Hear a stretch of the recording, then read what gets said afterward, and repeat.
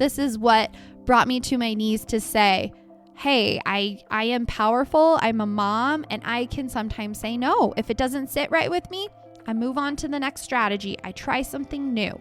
And when we break free of these boxes that we've created trying to understand what each human needs, it can feel powerful. It can feel healing.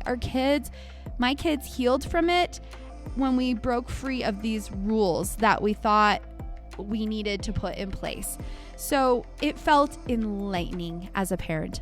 It felt enlightening to connect with my kids, to understand with my heart what they really needed. We parent with our hearts. We can truly parent our whole child.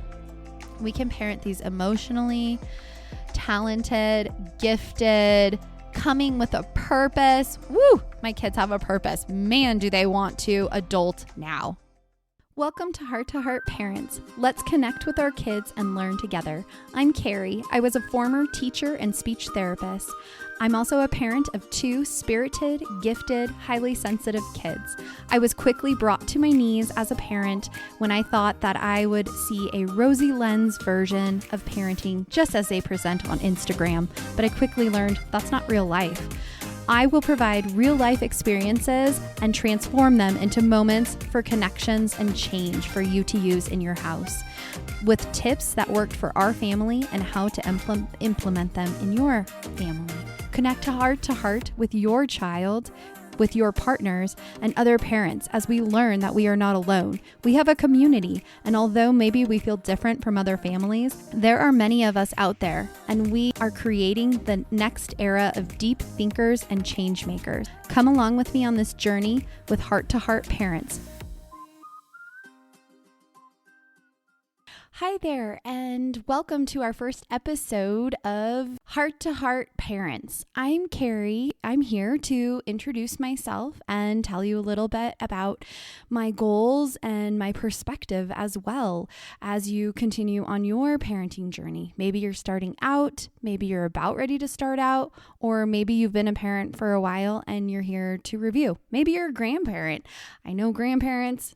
My mom always loves to hear the new things that I'm doing as I continue on my parenting journey as well. So I wanted to introduce myself. I'm Carrie. I am a highly sensitive, introverted, yet with extroverted tendencies, right? I don't know what that is, but that's fun. Bag of fun. I'm an introverted, highly sensitive wife and mama to 2 highly sensitive, spirited, and gifted children. So I've been a mom for almost 9 years. I guess you could call it 9 years, 10 years, because once that baby's in your tummy, you're really starting to think like a mom already, trying to figure out all the gear you need. And that's another story. But I wanted to share that I was a educator before I became a mom. I was an elementary teacher in California and Las Vegas. So I have lived in several places on the west side of the US. And I also was an early intervention speech therapist. I knew as an educator that I wanted to break out of the traditional education box, and that led me into speech therapy, which I then wanted to break out of the regular speech therapist box. And I used a lot of the tools that I had while also following my heart to figure out what children were needing in their early childhood experiences. To help guide parents and children, I used my heart to help understand what each child needed.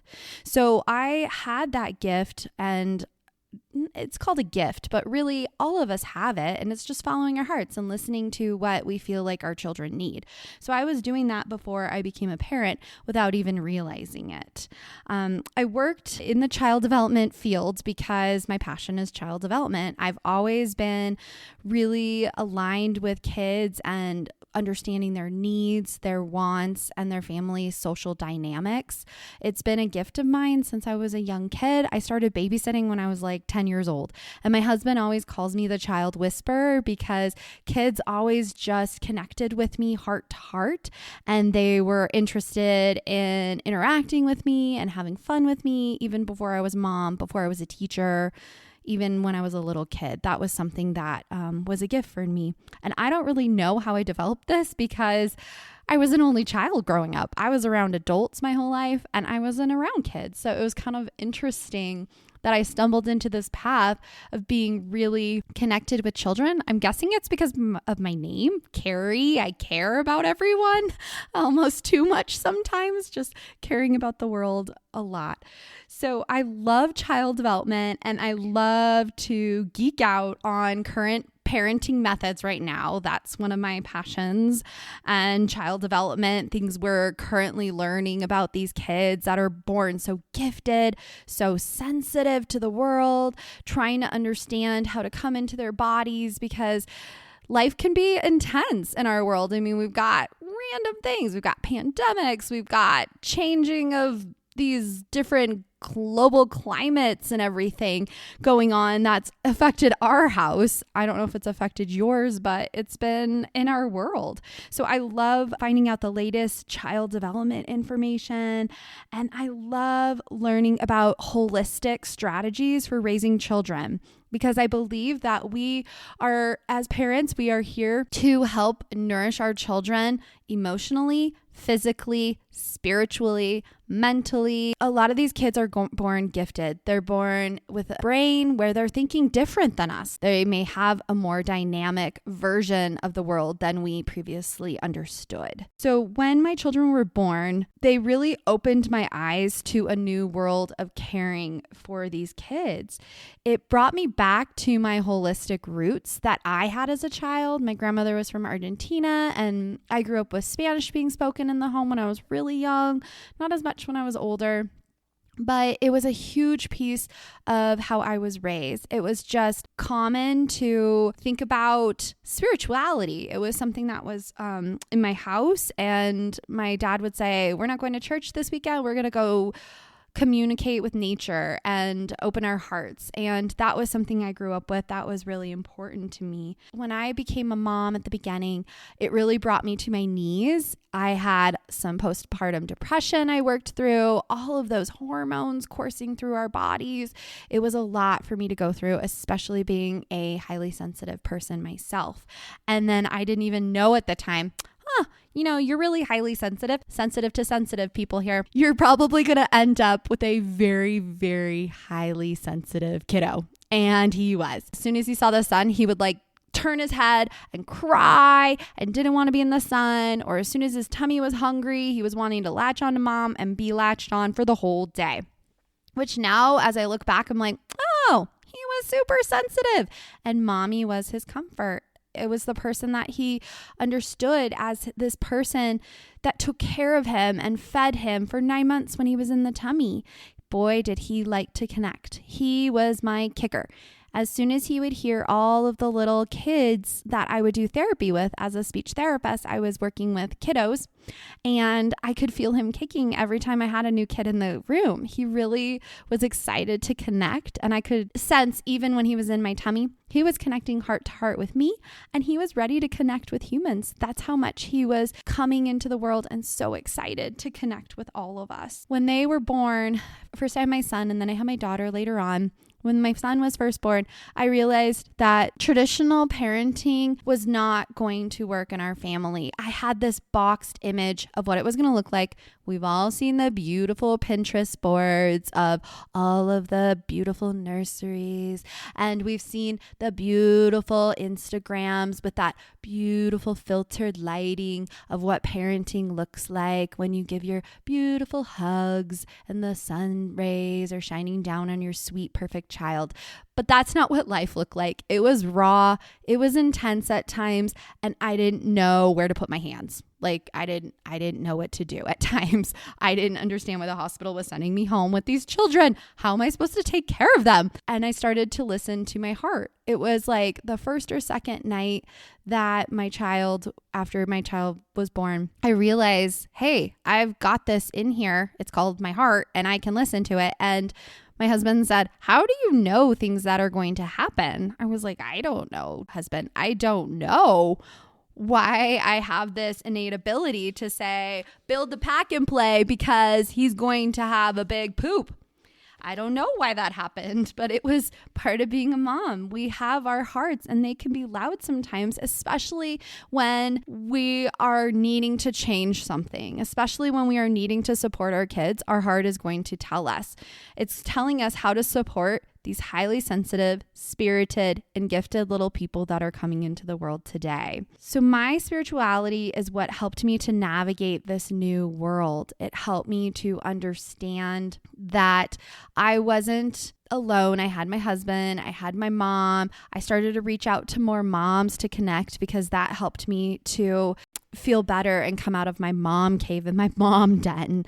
But as I started to parent in this new way, following my heart, questioning other parenting methods, questioning when the doctors would say, oh, you can eat anything. It's going to be great. Oh yeah, he's just spitting up. It's all right. It's just the positions that you're nursing him in. I'm like, no, I don't think he's spitting up just because of that. Like, it's a lot of spit up. And, I've had some speech therapy feeding skills that I've learned with babies, and this doesn't seem like the normal amount of spit up. So I started to learn, hey, my heart's telling me, try not to eat cheese, try not to drink milk, and see what happens. And guess what? His tummy was a little bit better. He wasn't fussing in between feedings, especially right after a feeding when he was probably getting some of that reflux going on. And we tried different feeding positions, which also helped as well. So I started to listen to my heart. One of the loud things that I had come in was that he needed to be gluten-free. And I had no scientific support for this at first. And my husband, who is very science-based, so he likes to see the evidence, which I get. And at first he thought, well, my wife doesn't really have evidence for this, but I was able to show him as my son got older. When we eventually did try gluten, he ended up with eczema going right up his back 10 minutes after eating it. And he also ended up with his first ear infection. So it was really interesting that, hey, you want the scientific evidence? Here's a little bit of some hard data that we all get to deal with now. As a former perfectionist and a former people pleaser, that sometimes I needed to not please the doctors, not please the husband at first. Sorry, husband. You did understand how we connect and discuss things from our hearts better. I learned how to not try to people please everybody, but to try to soften how I connect with people and to soften how I communicate my needs for my kids.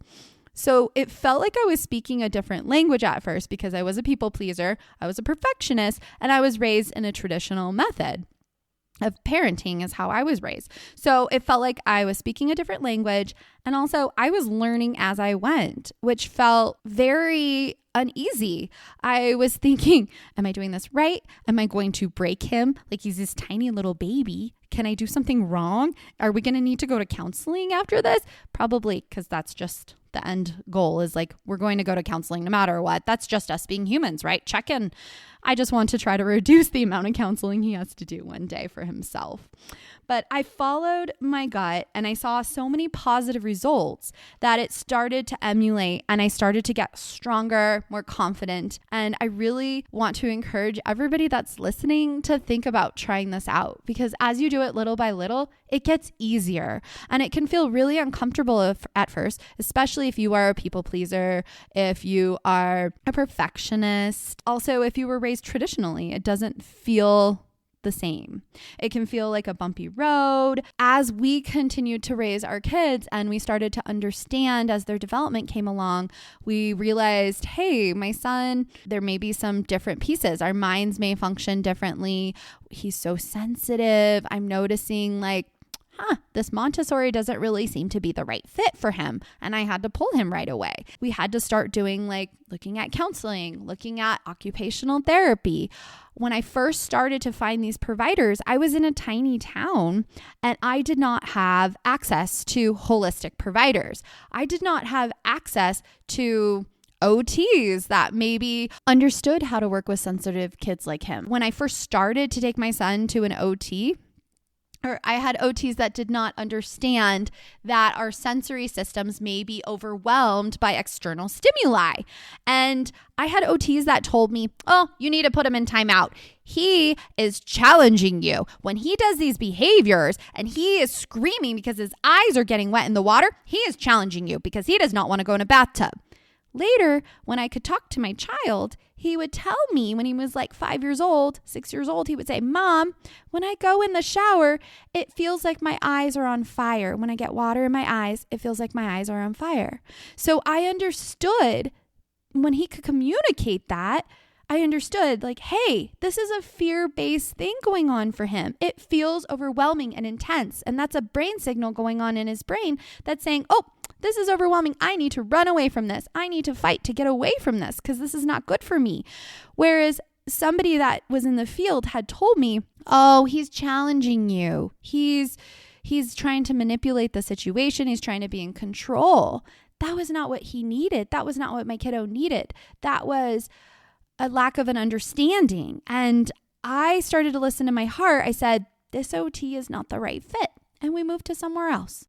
And I am in no way saying that kiddos don't need occupational therapy. I was implying that I needed to find a holistic occupational therapist that understood highly sensitive children. I just wanted to put that out there for all the listeners. We've started to find holistic providers. We started to find a functional medicine doctor. We found practitioners, pediatricians, natural pediatricians that were looking at the whole development of the child, and counselors. Just so many counselors have wanted to put us in this box of how I'm supposed to raise my kid. We started with a counselor, a psychologist that was supposed to be the best in this area. And we live in a pretty crunchy area, which has been awesome because my husband is gluten-free. Now my kids are gluten-free. I'm gluten-free by trait because I'm with them, which is great. It's good for my body. My body doesn't really need it. It feels pretty good without it. But we live in this holistic area, and now we've been able to find these holistic providers.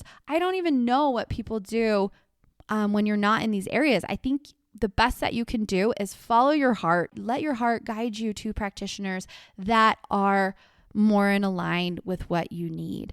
And if all you have is access to this one pediatrician, I've learned that it's okay to speak up and be like, hey, I'm noticing that this kiddo has eczema when I give him gluten. I'm going to stay away from it for a little while for him. And maybe I'll introduce it eventually, but I'm feeling in my heart that right now he doesn't need it. It's okay to be strong and say that and not be the people pleaser like, oh, they're the medical professional, so they know the most, right? They don't know your kid. Each child is different. You can find these right supports. And when you can find these right supports for yourself and for your kids, it helps everybody in the family. Some of these support systems also look like supporting yourself with self-care, because as we're raising these intuitive, highly sensitive, highly gifted and spirited kids, we need to give ourselves breaks. We need that self-care for ourselves because these gifted kids, they keep us on our toes. So when we find that support for ourselves, we're better able to take care of our kids. We have more time and energy to relate and to connect heart to heart. When I'm so busy because I have a checklist of, I got to clean the bathrooms, I got to get their homework done, I've got a mess on this kitchen table that I have got to clean because I don't know what is under that kitchen table. That gets us in our minds and we cannot hear what our hearts are needing. So your kid is picking up that energy of when you're feeling that anxiety, you're feeling those nerves. They're picking that up and they know that you don't have that time for them right there. So maybe we can tone it down. Maybe we can let the mess go for a day. Sorry, hun. My hun gets a little tired of it, comes in and cleans it once in a while. But I'm trying to do the best I can. And that is keeping mom in the zone of being nice mommy and calm mommy that can connect with you heart to heart, to see why your body is feeling out of place right now, to really ground myself so I can help you ground, kiddo, and connect to what it is your body is needing in these moments.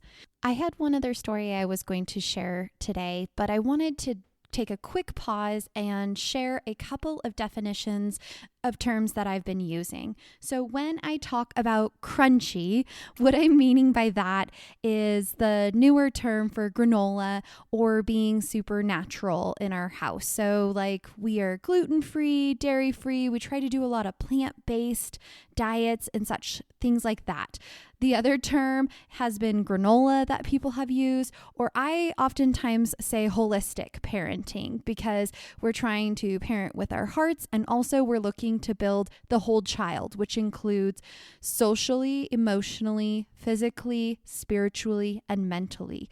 Another definition that I wanted to cover was when I'm talking about my children being gifted, spirited, and highly sensitive. What I mean by the gifted piece is knowledge has come quickly to my kids and they pick up things really quickly. So a lot of times they read a book and they learn that information.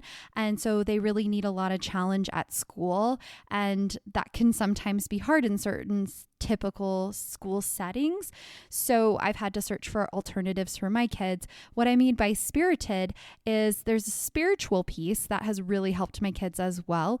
But there's also spirited in I'm meaning that my kids were born with this zest for life. They were born knowing that they wanted to come out and conquer the world. They wanted to come out and follow their passion. And they were born being these little mini adults as soon as they came into this world. They didn't want me to tell them what to do. They wanted to make their own choices. And sometimes they would even boss my husband and I around. Highly sensitive side comes from the highly sensitive person, and I've been looking at it with my children.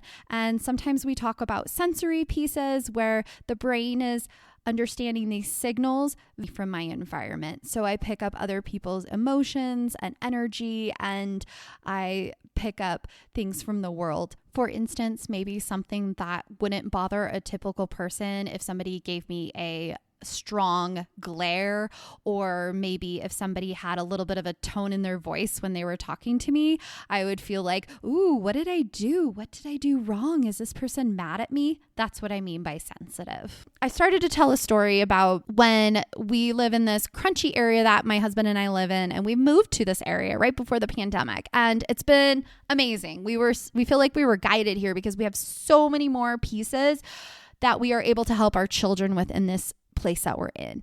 We were in this crunchy area, and a neuropsych had told us to go check out a certain provider to help us with some of the behaviors we were seeing in our house. And we were it was new to us. We weren't sure how to help our kiddo. And so we went to this provider, and they said they were the best in the area. They knew the current research, and we needed to put our kid in timeouts by himself when he was having these emotional outbursts and these energy buildups that would just like whoosh, they would just come out in these giant outbursts, and we weren't sure how to help him. So we followed along. For us, it was like, oh, this sounds like it makes sense, and you're the provider and you know your thing, so I'm gonna try it, because we were new at this. We did not know that it made the fits worse for our son. He wanted connection. He was scared. He was worried that he was going to overpower himself. He didn't understand that this buildup of emotion could calm down and he could ground himself, and we could connect with him and bring him back into control. And then he could tell us what the root problem was. But he was not able to express this because he was probably like 4 or 5 at that time. And he was not able to tell us what was going on. Once we figured out, hey, this is not the right thing for our kid, we felt so much guilt in our hearts. How long did we do this? We did this for a while, and it felt awful. Did we go off path? Is he going to remember this? Did we scar him with some trauma? And we realized, no, it's okay. We're going to be okay. Part of parenting is learning to talk it through with your kiddo, is learning to say, I'm sorry that we went down this wrong path. We were trying something out and we realized it was not the best for your body. We now understand what is better for you, what's better for us. We're better to connect, and we're going to work through it. One thing that we really need to learn and make sure we're thinking of is that all children are different. So when I'm telling these stories, this is what happened for me. This is what brought me to my knees to say, hey, I am powerful. I'm a mom, and I can sometimes say no. If it doesn't sit right with me, I move on to the next strategy. I try something new. And when we break free of these boxes that we've created trying to understand what each human needs, it can feel powerful. It can feel healing. My kids healed from it when we broke free of these rules that we thought we needed to put in place. So it felt enlightening as a parent. It felt enlightening to connect with my kids, to understand with my heart what they really needed. We parent with our hearts. We can truly parent our whole child. We can parent these emotionally talented, gifted, coming with a purpose. Woo! My kids have a purpose. Man, do they want to adult now. Like, you're not an adult. I'm sorry, dude. You were 9 years old and maybe you think like an adult in your brain. Our social emotional skills are not quite there. So we gotta mature, and mom is going to help guide you. Mom doesn't want to take away that spirit. Mom just wants to help you understand how to function in society. I got to teach you the basic rules, right? We're going to work on the basic rules and then we're going to get there. But all we need to do is help you to conform a little bit to society while maintaining your spirit and maintaining your heart. So join me on this path to understanding how we can better support our children when we parent from our own hearts. It's enlightening. Come on this journey with me. Bye.